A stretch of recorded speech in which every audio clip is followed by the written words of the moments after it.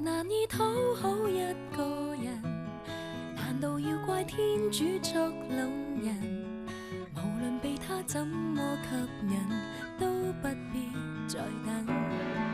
就算若我能夠喜歡一個人，其實已經珍惜慶幸能情不自禁，縱使不過是一場興奮，仍樂意分身。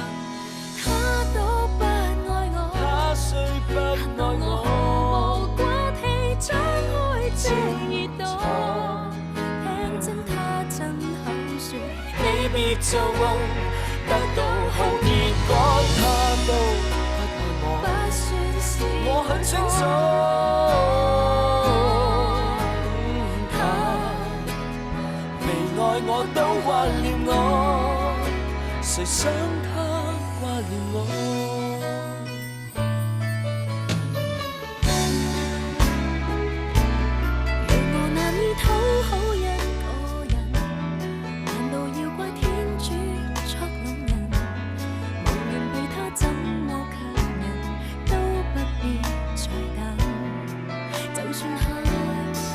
我能夠喜歡一個人，其實已經珍惜慶幸能情不自禁，縱使不過是一場興奮，仍樂意分身。他都不愛我，他雖不愛我，無骨氣張開這耳朵，聽真他親口說，你別做夢。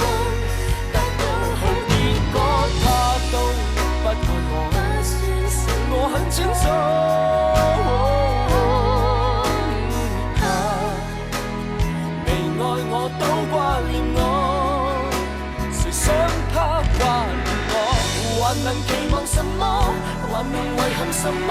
就是沒結果，他都感激我。從來期望越多，回頭遺憾越多。